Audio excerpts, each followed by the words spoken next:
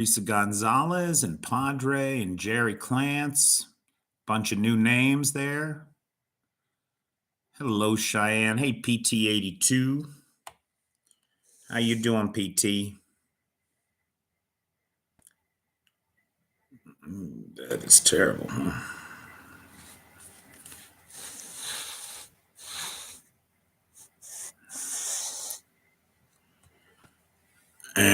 Let's see. Who else is here? Hey, Bob West. How you doing, pal? Sean, oh no, C Music from England. I've heard of England. South Germany. Thank you, Casa Feliz. Anthony Tommy Tom. I don't know if he's in Britain or in Scotland these days. How you doing, Anthony? And there's Bobby. Hey, Bobby. How you doing? It's Seamus. Oh, sorry, Seamus. I'm sorry. Seamus in Chiquin. Inchquin is the family name. I apologize, Seamus. It's awfully hard in the UK, Anthony. It's awfully hard to see the little chatty thing there. When I'm doing the news, I'll bring when we're done with the news portion of the piece, I'll bring the cell phone closer. Sorry about that, pal. But good of you to join us. Thank you, sir. Thank you. I appreciate it. Hey, Miglo. Hey, Nightshade. Nightshade, I got your email, but I got to look at it. I didn't have a chance to look at it yet. There's Vanetta. All right. Well, Vanetta and Cheyenne are here, so let's get started then. And today is Monday, November the 20th, day 635 of Vladimir Putin's war of aggression against the people of Ukraine. And we'll begin with the Russian hardware losses, according to the Ukrainian MOD. Hey, John Williams. Good to see you, pal. Now, these are the hardware losses for the last 3 days, guys, because it's Monday, right? So we haven't had an update since Friday. So this is everything lost in the last 72 hours, according to the Ukrainian MOD.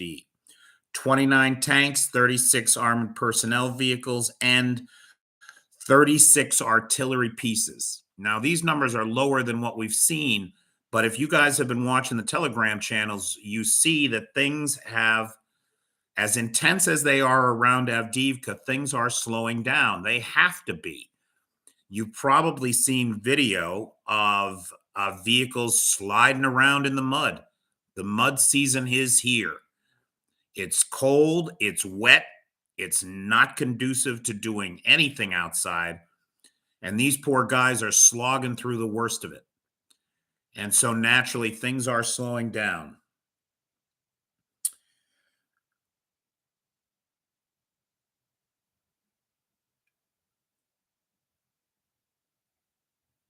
And why don't I have his name here? Blast it all. If I'm not mistaken, the fella's name is Amelia Gorbarev. He's a Bulgarian arms manufacturer who has twice been poisoned by who he believes to be Russian agents. His factories, he's an arms manufacturer who makes Soviet-style armaments for Bulgaria and, of course, for Ukraine. The Bulgarians, with their historically Soviet orientation, have been a critical component of arming the Ukrainians. And the Bulgarians have made sure that the Ukrainians had the weapons that they needed to carry on this fight. Well, this poor bastard has been twice poisoned now by the Russians, and his manufacturing facilities keep getting sabotaged. There were explosions just recently at one of his factories, at another one at one of his depots. And so the Russians are going after the source of manufacturing in a country where they feel they can, and that would be Bulgaria. This guy raised the alarm today, not just about the attacks against his plants, but against Russian interference in the Bulgarian government. He believes that the Bulgarian government has been infiltrated by Russian influencers and is currently under the sway of Moscow. Today in Moscow, we saw the first protest in over a year and a half almost. This protest was not anti war. Rather, it was the wives and mothers of troops on the front lines pleading with the Russian government to give their boys a break and rotate them out for some R&R. There are reports these women are claiming that their men have not had a break from the front in some cases for over a year. The protest was, of course, quickly broken up. Some arrests were made, and the folks went home. We hope. Igor Girkin, or Igor Strelkov, as he's also known, has announced a run for president. Now, if you don't know who Igor Girkin is, he was the commander in charge of the Little Green Men who led the Donbass separatist war, who started this war back in 2014 in the Donbass. He's a war criminal.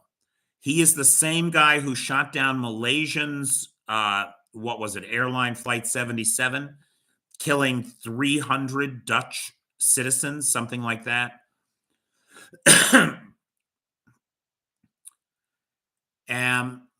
PT, your response to Strelkov running for president from jail, because he is currently jailed in Russia, your response of laughing at this 17, thank you, Richard, flight MH17.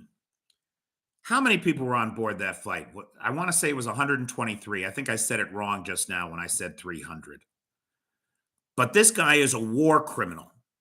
He is currently in jail in Russia, jailed by Putin, because he's too extreme. He's too pro-war, if you can believe that nonsense. And he has announced he's running for president from the jail cell. This has been met not with any official response from the Kremlin, but rather with an outpouring of, he is in jail, PT, yep, with an outpouring of mockery on social media. So we'll see how we'll watch Igor Girkin's political career advance with interest. 298, 15 were crew. Thank you, Richard. There were 38 Australians on that flight. I know a lot of the folks on that flight were Dutch, and the Dutch have a real problem with Igor Girkin. Zelensky has fired Major General Ostashchenko. I apologize for the pronunciation of his name. He was the head of the Ukrainian Armed Forces Medical Corps. Zelensky cited the need for a fundamentally new approach and technique to managing battlefield injuries and emergency care. I know that there has been some scandal inside of this emergency corps around, thanks, Bobby, around tourniquets specifically, and these cheap Chinese tourniquets that had been used and that people were dying because of. There were reports from medics that they would open the tourniquets, try to apply them, and they would just break. Then there's a lot of reports that the use of tourniquets, they're being used wrong. They're being used incorrectly.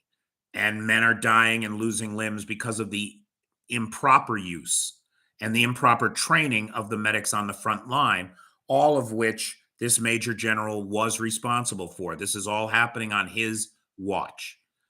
And so he's out, and Zelensky is looking to bring somebody new in. We don't know who yet.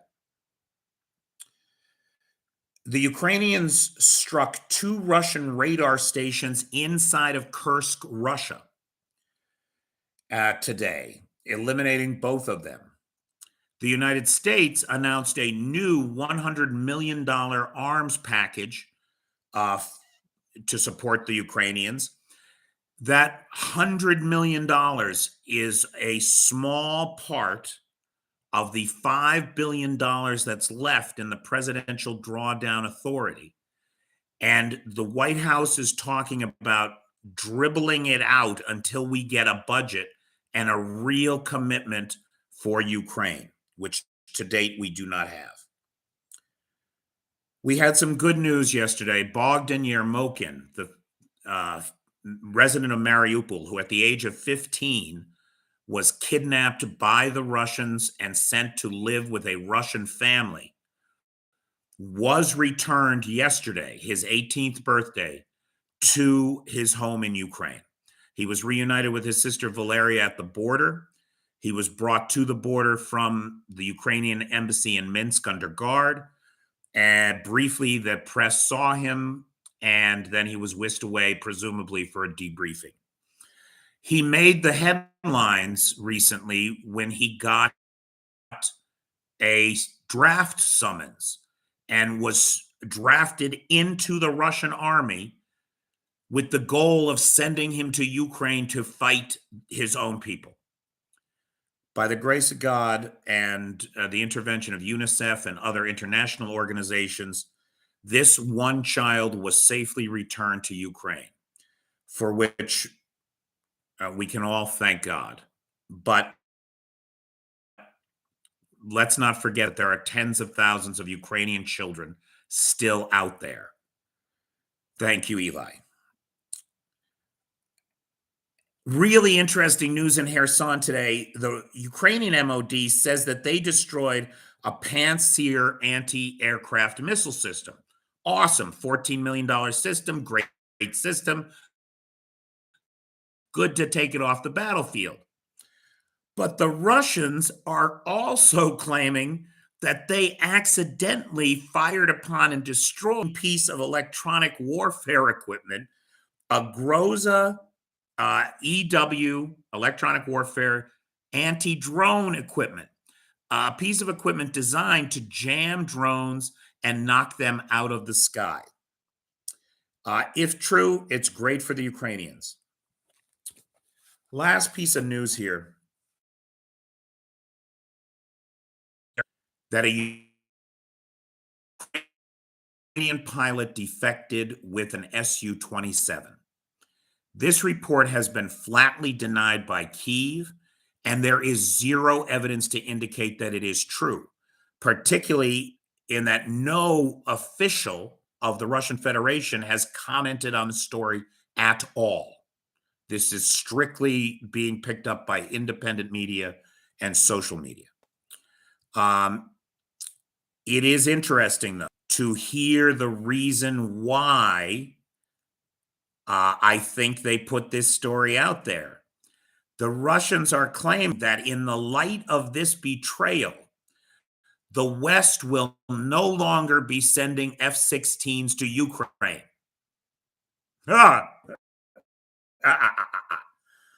Because the Ukrainian pilots will all have to be vetted. Now, this is nonsense of the worst sort, and there is no reason to believe a word of it. Now, look, it's true. Ukraine has lots of historical ties to Russia. There are lots of people here, not just with sympathies to Russia, but with loyalties. Could such a thing happen? It's not outside the realm of possibility. Did such a thing happen? I don't think so. But we'll watch, and I'll bring you any updates on that. So, guys, I had a real busy weekend and a real busy day. So that's it for the official news of the day. I'm going to go ahead and end the YouTube live stream.